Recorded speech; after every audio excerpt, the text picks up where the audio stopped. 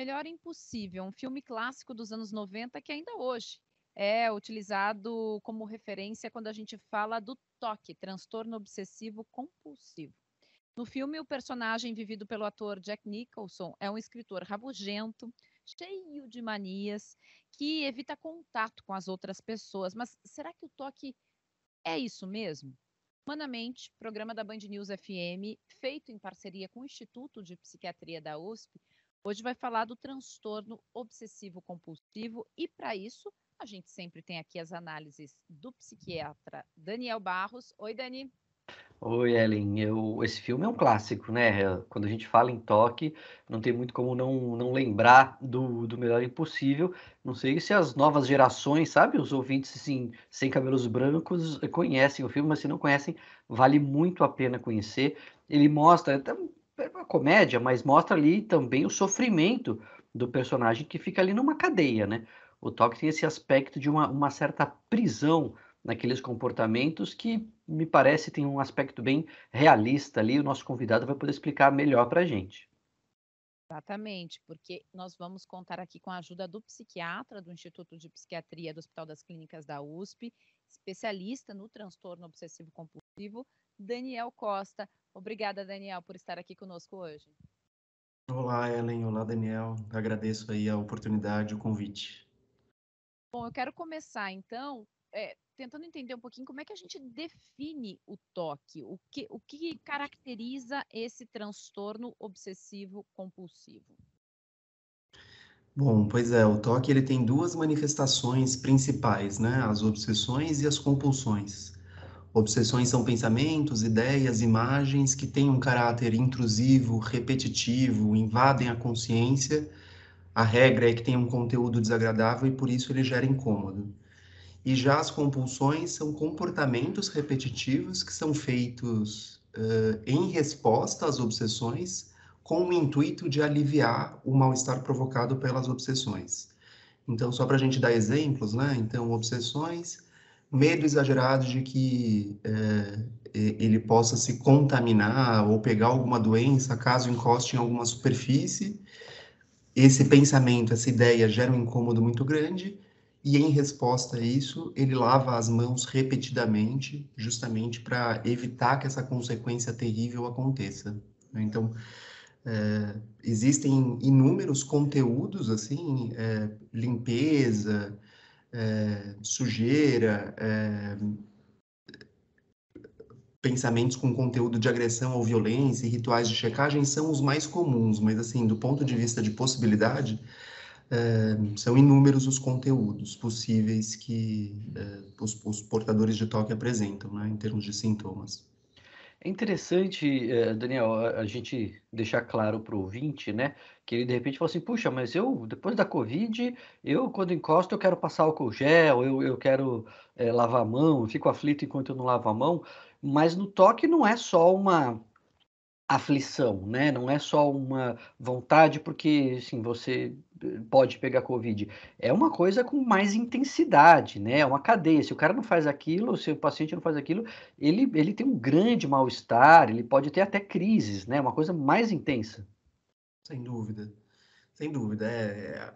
Enfim, para o diagnóstico psiquiátrico, para o diagnóstico do toque em específico, né, a gente leva em conta não só a presença dos sintomas, né, então obsessões e compulsões têm que estar presentes, mas a gente leva alguns outros aspectos em consideração. Então, um deles é os sintomas têm que ocupar pelo menos uma hora do dia da pessoa, e também, necessariamente, ele tem que estar associado a algum tipo de prejuízo, algum tipo de impacto, né, observável mesmo na rotina do indivíduo, né?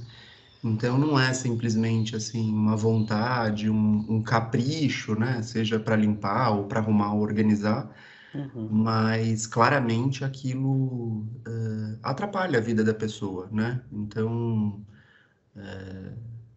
enfim, a gente vê pacientes com rituais de lavagem que eventualmente desenvolvem alergias, Uhum. dermatites, haja vista assim a frequência com que eles lavam, usam produtos abrasivos, enfim. Ou pacientes que checam demais também acabam demorando se atrasam para fazer outras coisas, porque ficam lá presos nos rituais, e aquilo claramente tem uma interferência muito bem definida na vida da pessoa, né? Isso Porque para às vezes a pessoa fica achando que ela é organizada, né? Quer dizer, as pessoas acham que alguém organizado tem toque, né? Fala lá, isso aí, olha o toque dele ali arrumando os livros, olha o toque dele ali arrumando a mesa. Mas normalmente se a pessoa é organizada e tem até uma organização, excessiva ou fora do padrão, mas se é só organização, ela vai lá, organizou, acabou, né? Segue o jogo, fica incomodada se não tá arrumadinho, mas arruma e vai em frente. No toque a pessoa fica rearrumando, parece que nunca tá certo, sempre falta alguma coisa, e aí, como você falou, ela gasta muito tempo do dia com isso, né? Uhum, uhum. É, justamente isso, né? Enfim, é algo que entra mesmo, assim, num looping grande e consome muito tempo e atrapalha a vida da pessoa, né? Eu acho que sintoma de toque, né? De certa forma, todo mundo tem uma ou outra mania, um ou outro jeito específico de fazer as coisas, mas é isso. Acho que a gente define como algo problemático, patológico, quando aquilo mais atrapalha do que ajuda, né? Porque, enfim, alguma mania, algum ritual de organização, algum jeito específico de fazer a coisa, algumas coisas pode ajudar, pode, enfim, ser algo benéfico mesmo, né? Ajuda. Mas a gente define como algo patológico mesmo quando aquilo ocupa muito tempo e claramente interfere com a rotina, diminui produtividade, atrapalha na forma de se relacionar com as pessoas, evita muitas situações, porque sabe que algumas situações específicas deflagram sintomas do toque, enfim. Claramente o toque, quem tem de fato o toque, doença, experimenta bastante prejuízos em diferentes esferas, né? Trabalho, estudo, relações interpessoais, enfim. Mais do que, de novo, a presença dos sintomas, a gente tem que olhar de uma forma um pouco mais ampla mesmo e tentar definir melhor o quanto que isso atrapalha mesmo, né? A obsessão, ela vem através, a parte obsessiva desse transtorno, ela vem através dos pensamentos. É aí que ela se caracteriza. A pessoa começa a pensar: será que eu fechei a porta? Será que eu encostei em alguém que estava doente ou um lugar sujo? É isso. Essa é a parte da obsessão. Isso mesmo. Obsessão a gente define como isso, né? Pensamentos, ideias ou imagens que têm esse caráter intrusivo, repetitivo, o conteúdo em geral é desagradável. E na grande maioria das vezes, o que é interessante é que o paciente, a própria pessoa, reconhece isso como algo exagerado, absurdo, sem sentido. Mas, apesar disso, esses pensamentos, essas obsessões, elas são acompanhadas de um intenso desconforto emocional e a pessoa se sente impelida a fazer rituais, né? Apesar mesmo, é isso, que na grande maioria das vezes ela reconhece o caráter exagerado e absurdo desses pensamentos, né? Então, isso é algo que é, enfim, uma das características que são muito bem descritas, assim, né, no toque. Isso traz até muita vergonha, né, Daniel, para os pacientes, porque como eles reconhecem que aquilo é absurdo, que não tem sentido, quer dizer, às vezes é um pensamento obsessivo de cunho moral, né, a pessoa acha que ela vai fazer alguma coisa errada, acha que está xingando Deus, tem coisas religiosas, ela sabe que é absurdo, ela sabe que ela não concorda com aquilo, mas ela não se livra e muitas vezes ela passa anos sem falar para ninguém por vergonha da doença, né? Sem dúvida, sem dúvida. De fato, essa vergonha, assim, né, essa percepção mesmo de que os pensamentos são inadequados, sem dúvida, tem um impacto sobre a questão da busca de ajuda mesmo, né? Então, é isso que a gente observa mesmo na clínica, na prática clínica, né? Os pacientes convivem anos e anos com esses pensamentos, tentando administrar eles, assim, né? Até que chegue num ponto em que, enfim, as coisas realmente ficam difíceis de lidar sozinha e aí partem para buscar ajuda profissional, especializada mesmo, né? Mas é isso, as pessoas tem muita vergonha porque justamente isso, né? São pensamentos que, por exemplo, uma das dimensões, um dos conteúdos mais comuns de sintomas do toque são os sintomas de agressão e violência. Então, medo de que, sei lá, ao ver uma faca, ele tem medo de que possa pegar a faca e esfaquear alguém da família, né? Então, é muito fácil, de certa forma, a pessoa confundir isso, de certa forma, com um desejo, uma vontade, né? Quando claramente não é. Mas a pessoa fica muito culpada. Nossa, como que eu posso pensar isso, que eu vou fazer alguma coisa de ruim com uma das pessoas que eu mais gosto e mais amo da vida, assim, né? Então, esse caráter secreto mesmo do toque é algo que é bem marcante e, sem dúvidas, tem um impacto importante na questão da busca de ajuda, né? Busca por ajuda, né? Difícil as pessoas que têm esse tipo de manifestação reconhecerem rapidamente, imediatamente, isso como uma manifestação de uma doença, de um problema psiquiátrico para o qual tem tratamento, né? Daniel Costa, você estava falando sobre a necessidade de estabelecer rituais, né, dos pacientes que têm toque para poder sair dos seus pensamentos obsessivos. E aí eu quero pegar um gancho do Daniel Barros aqui, que ele falou sobre assim, a medida disso, né? Porque, em certa medida, todos nós temos lá nossos rituais na vida, né? Todo mundo tem ritual, isso não significa lá que eu tenho toque. Em que momento eu percebo que esse meu ritual está virando uma coisa preocupante? Bom, claramente quando aquele comportamento mais atrapalha do que ajuda, né? Então, algo que ocupe muito tempo e que claramente interfira com, enfim, com aquilo que a gente faz todos os dias, né? Então, eu posso citar alguns exemplos. Paciente que tem muito medo de soltar um e-mail com informações equivocadas e que possa causar um prejuízo muito grande para a empresa. Então, ele checa e recheca o e-mail, lê e relê, escreve e reescreve o e-mail inúmeras vezes,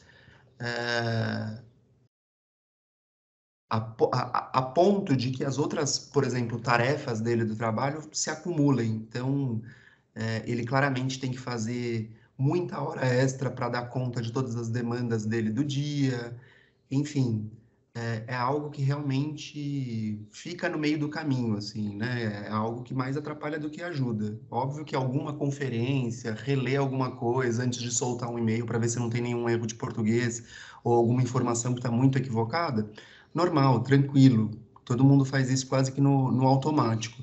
Mas o paciente com toque realmente ele fica preso, parado naquilo a ponto de que outras coisas não acontecem, né? Assim, isso atrapalha definitivamente a produtividade, por exemplo, dele no trabalho, né? Mas poderia Agora, ser inúmeros outros exemplos de interferência em outros aspectos da vida.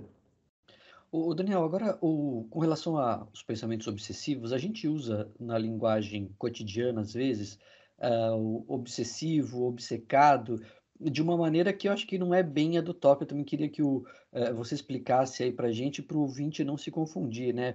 Vou dar um exemplo mais batido aí, de uma pessoa apaixonada que fica obcecada pela outra, né? Então ela fica seguindo nas redes sociais, ela fica querendo saber o que está fazendo, ela só fica pensando naquela pessoa, e aí a gente diz, ela está obcecada, às vezes é uma paixão boa, às vezes é uma coisa ruim, né? Fica vira um stalkeamento ali, né? Uma perseguição, mas essa não é exatamente a obsessão do toque. Ou, por exemplo, o que se fala hoje em dia, que é muito uma característica de pessoas do espectro autista, muitas vezes, o interesse muito aprofundado por determinada coisa, né? Então, é a menina que sabe tudo ali de nave espacial e ela sabe quais existiram, quais os foguetes, quantos parafusos tinha em cada foguete, e a gente diz, ela é obcecada por foguete. Não é a mesma obsessão, né? Para o ouvinte não ficar com dúvida. Não. Assim, do ponto de vista técnico, né, a gente chama obsessão de, assim, de um pensamento, uma ideia que seja intrusiva, repetitiva, e que seja um conteúdo desagradável, e que tenha um conteúdo desagradável, né?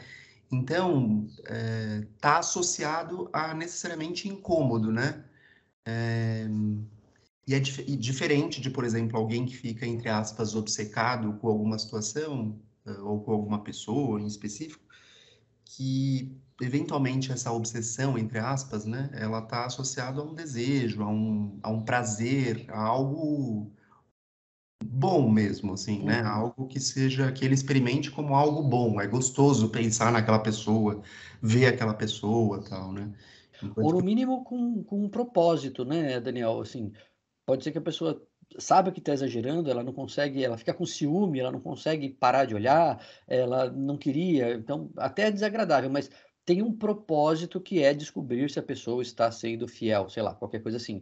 No toque que a gente está falando, não tem propósito, né? Aquele pensamento vem intrusivo, ele mete o pé na porta aí do seu pensamento, a pessoa percebe que é o pensamento dela, né? Não é uma coisa psicótica que está vindo de fora, ela sabe que é o pensamento dela, mas é um pensamento que ocorre contra a vontade e sem propósito nenhum, né? Não sim, ajuda em nada. sim, Uhum. justamente. É justamente isso. Agora, eu queria entender um pouco o seguinte: quando eu abri aqui o nosso programa, eu mencionei o filme Melhor Impossível, né? Naquele filme chama muita atenção o quão ranzinza e isolado é o personagem. A pessoa que tem toque, ela acaba com o tempo se isolando do mundo? Necessariamente, esse transtorno vai fazendo essa pessoa ficar mais isolada do convívio social? Uhum. Não, muito boa essa tua pergunta, Ellen, porque eu acho que isso é uma das manifestações nucleares do toque também, e apesar disso, é pouco conhecida e também não é, assim, estabelecida pelos manuais diagnósticos que a gente usa na psiquiatria para, por exemplo, fazer diagnóstico. Mas assim, caracteristicamente, assim, toque tem uma evolução crônica, a gente sabe que é um problema de saúde, enfim, que as taxas de remissão completa, cura, elas são muito baixas, e o mais característico mesmo é ter uma evolução crônica, tal, com períodos de melhora e piora a depender de algumas circunstâncias específicas. E com a evolução do problema, as pessoas vão desenvolvendo um mecanismo que a gente chama de esquiva, né, de evitação. Então, justamente para evitar de entrar em contato com situações que são capazes de provocar, desencadear manifestações do toque, as pessoas vão se isolando, vão criando, vamos dizer, um mundo mais restrito e mais protegido, justamente porque, eventualmente, enfrentar algumas situações pode ser fonte de desconforto muito grande, né? Então, posso citar inúmeros exemplos de pacientes que eu já atendi, por exemplo, uma paciente que tinha um medo muito grande de contaminação, medo de pegar HIV, por mais que ela soubesse claramente como que pega, enfim, ela, por exemplo, evitava de ir no ginecologista, como toda e qualquer mulher faz anualmente para fazer seus exames de rotina, porque, enfim, no exame ginecológico usa-se material que ela imaginava que tivesse uma chance muito pequena de estar contaminado e por isso poderia transmitir doença para ela, né? Então, é isso. Com a evolução do problema, é muito possível, isso acontece com muita frequência, que os pacientes eles vão se esquivando de situações mesmo que são capazes de provocar desconforto. Então, essa coisa do isolamento, do retraimento acontece, é bastante frequente. Tem uma comorbidade grande com depressão também, né? Sim, sem dúvida. É, o que a gente também sempre fala é isso, né? Toque, como regra, sempre vem acompanhado por alguma coisa. É muito difícil na clínica da gente ver pacientes com toque puro, único e exclusivamente toque, né? E definitivamente o mais comum, assim, em termos de frequência mesmo, é a depressão. Então, isso é até um motivo de busca de ajuda. Às vezes os pacientes convivem anos e anos e anos com sintomas do toque, mas só quando deprimem, dentre outros motivos, porque convive com muitas limitações impostas pelo toque, enfim, aí acaba buscando ajuda e aí a gente consegue fazer diagnóstico, assim, sabe? Então, depressão definitivamente é o transtorno mental mais comumente associado com toque, assim. Daniel, nós falamos sobre um certo isolamento que o paciente com toque vai sofrendo. E aí eu queria entender, com a sua prática, né, de consultório, se já chegou para você, se é comum chegar para você o paciente através das pessoas que convivem com ele. Porque eu imagino que, à medida que os rituais vão se intensificando, que essa pessoa começa a se isolar, talvez as pessoas que convivem com ele começam também ou a perceber ou ao ficar incomodadas, pelo menos, com essa pessoa ali. É muito comum os familiares começarem a perceber o toque? Sem dúvida, Helen. E, de novo, acho que essa tua pergunta é muito boa, porque também, enfim, eu vou ter a oportunidade de falar sobre uma manifestação clínica do toque, que também é muito pouco conhecida e que não é levada em conta quando a gente vai, enfim, pensar em termos de diagnóstico, mas, assim, na nossa avaliação clínica especializada, é muito importante porque dá uma ideia de prognóstico, assim, né, de como que a pessoa vai evoluir, com o tratamento. Então, um fenômeno que a gente observa com muita frequência nas famílias ou de portadores de toque é um negócio chamado acomodação familiar. É quando as pessoas que vivem próximo da pessoa com toque adotam medidas, de novo, com o objetivo assim, de minimizar desconforto, sofrimento para a pessoa com toque. Então, toda a família ou todas as pessoas que convivem de forma próxima com o portador de toque adotam medidas, adotam mudanças de comportamento com o objetivo mesmo de evitar expor a pessoa com toque a desconforto. Então, enfim, famílias em que todo mundo tem uma rotina, por exemplo, para entrar na casa, então tem que tirar os sapatos e as roupas antes de, enfim, entrar nas áreas comuns da casa. Enfim, toda a rotina é organizada mesmo de forma a manter ali aquele ambiente protegido, porque caso seja diferente, o paciente pode ter uma crise de ansiedade muito intensa, enfim, claramente pode sofrer, né? Preparações alimentares também, né, Daniel? É comum. A pessoa tem que cozinhar de determinado jeito, não pode encostar colher nisso, naquilo. E aí a pessoa que é responsável pela cozinha fica ali também prisioneira do comportamento do outro, né? Sem dúvida, sem dúvida. Isso vale aí para alimentação, lavagem de roupa, enfim, lavagem das áreas comuns da casa, enfim, alguns hábitos de limpeza que se cristalizam ali e que são claramente exagerados e que, enfim, atingem toda a família.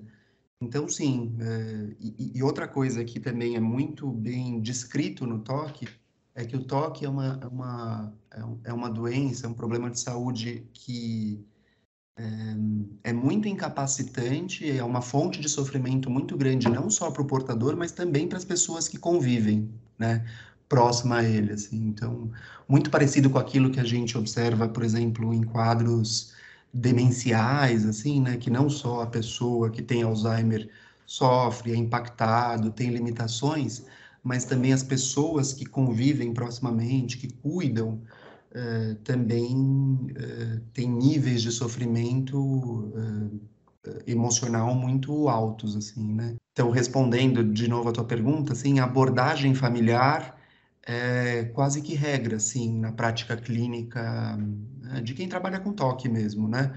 Em particular, por exemplo, para a criança, isso não tem dúvida, né? Porque a gente necessariamente tem que fazer orientação de pais, de quais são os comportamentos que são enfim, adequados que ajudam assim no tratamento e quais comportamentos que eventualmente podem perpetuar aí ou servir como uma fonte de manutenção dos sintomas, né? Agora, eu tenho certeza que o ouvinte que está acompanhando o programa, Daniel, que está numa situação dessa, se reconhece, fala assim, puxa, eu vi que, então é isso, eu estou aqui doente junto com meu filho, junto com meu marido. Então a pessoa pensa assim, então eu paro de uma vez de fazer tudo que eu estou fazendo e na marra a pessoa vai ter que conviver com a sujeira da casa, eu continuo, eu vou fazer gradual, calma, procura um tratamento e aí, junto com o profissional, vocês definem o que vão fazer, porque talvez a pessoa fale assim, então já que não pode, eu vou parar de uma vez, mas me parece que não é uma boa saída, né? Ou é assim mesmo? Não, definitivamente não, né? Assim, ainda que do ponto de vista, assim, do tratamento psicológico, comportamental, a técnica recomendada é expor o paciente com toque aos medos, assim, aquelas coisas que ele teme, que ele tanto evita, e óbvio também implementar técnicas visando diminuir a realização dos rituais, isso deve ser feito num contexto de tratamento, num contexto terapêutico, e obviamente a gente implementa essas técnicas de forma gradativa, assim, né? Enfim, sopa quente a gente come pela beirada mesmo, Tá né? Então, certo. a gente nunca vai expor o paciente ao pior medo dele, porque senão isso vai ser muito aversivo, traumático, e isso vai ter claramente um impacto em termos de adesão ao tratamento, né? O cara vai Uhum, falar, não, é horrível isso aqui, eu não vou fazer tratamento, né? perfeito. E o toque, ele tem um perfil, de pacientes, quer dizer, sei lá, é mais homem, é mais mulher, é mais jovem, é mais existe um perfil ou não? Existe, acomete tanto homens quanto mulheres. Na infância e adolescência existe um aumento da frequência, assim, entre meninos, mas, assim, chegando à adolescência, início da idade adulta, isso tende a se igualar. É, e, assim, entre adultos, a gente sabe que a frequência, assim, entre homens e mulheres é parecida, né? E começa mais no jovem, começa mais na idade adulta, pode começar já com uma pessoa madura, normalmente começa mais cedo.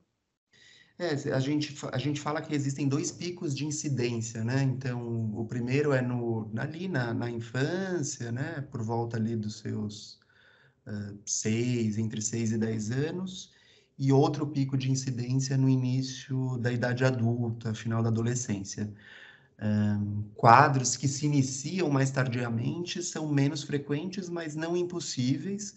Mas, enfim, sempre acendem um alerta para que a gente investigue outras coisas, porque a gente sabe que é menos frequente, isso, em geral, é algo que aparece precocemente, né? Então, Uhum. E os tratamentos normalmente são, você mencionou que inclusive vocês fazem no Instituto de Psiquiatria do HC da USP, né? Mas é terapia aliada a medicamentos, o que hoje a ciência trabalha com esses pacientes? Eu lembro que eu tinha aprendido, vamos me atualizar, momento atualização, hein? Momento atualização do apresentador. O que eu tinha aprendido é que, em geral, a melhor resposta para o toque era a associação de remédio e terapia comportamental. Mudou isso ainda? É isso? Vamos lá, vamos atualizar o apresentador agora, Daniel. perfeito, Daniel, não mudou muita coisa, não. Assim, do ponto de vista medicamentoso, farmacológico, a gente usa fundamentalmente medicamentos da família dos antidepressivos e antidepressivos específicos, aqueles inibidores seletivos da recaptura de serotonina, do tipo fluoxetina, sertralina, os antidepressivos mais comuns que a gente usa na prática. O único detalhe é que, em geral, para o toque, a gente costuma usar doses bem altas, próximas das doses máximas recomendadas e permitidas por bula, diferente de depressão e ansiedade, que, em geral, a gente usa doses um pouco mais baixas. E também com o detalhe de que a resposta tende a ser um pouco mais tardia, enquanto que em depressão e ansiedade a gente aguarda 4, 6 semanas para observar a melhora, no toque a gente aguarda de 8 a 12. E, fundamentalmente, né, as técnicas de exposição e prevenção de rituais, né, que são técnicas aí da terapia comportamental, devem ser implementadas, porque a gente sabe isso, assim, né, que o medicamento, ele fundamentalmente, ele tem uma ação em termos de diminuir as emoções negativas associadas aos sintomas, mas toque é uma doença do comportamento, né, então demanda um esforço ativo da pessoa de enfrentar os medos e evitar de fazer os rituais, né? E em uso do medicamento, ele, entre aspas, fica mais protegido, né? Sente menos desconforto cada vez que ele for fazer esse tipo de enfrentamento, entendeu? Então, sim, respondendo aí a tua pergunta, o tratamento de primeira linha para o toque é antidepressivo mais terapia. Lembrando sempre que vocês estão com grupos de pesquisa abertos no Hospital das Clínicas da USP aqui de São Paulo, né? Vamos repetir aqui quais são esses projetos, qual o perfil dos pacientes que pode se candidatar? Enfim, a gente tem diversos projetos de pesquisa em andamento.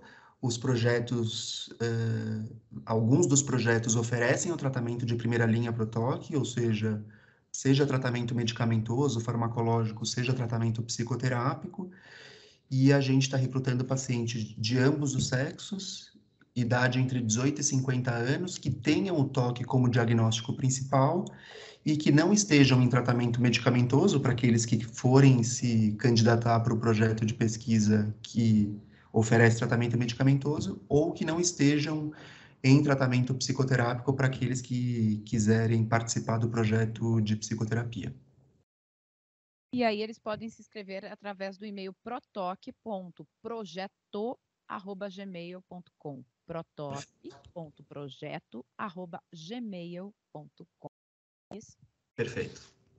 Humanamente de hoje falou aqui sobre o transtorno obsessivo compulsivo. Se você quer ouvir mais uma vez, quer compartilhar com algum amigo, algum parente, nós estamos no canal da Band News FM, no YouTube, nos tocadores de podcast, no site da Band News FM. O Humanamente está sempre por lá. Muito obrigada ao psiquiatra do Instituto de Psiquiatria do HC da USP, especialista em toque, Daniel Costa. Obrigada aqui pela participação. Eu que agradeço, Ellen. Daniel, obrigado aí pelo convite. Dani, obrigada mais uma vez. Eu que agradeço, sempre aqui aprendendo e me atualizando no Humanamente, por isso que toda semana a gente está de volta, né, Ellen? É isso, toda semana tem um novo encontro. Vou repetir mais uma vez para o ouvinte que acompanhou por aqui e está interessado em ser um voluntário desse projeto de pesquisa, protoque.projeto@gmail.com. Semana que vem temos mais um encontro do Humanamente por aqui. Até lá!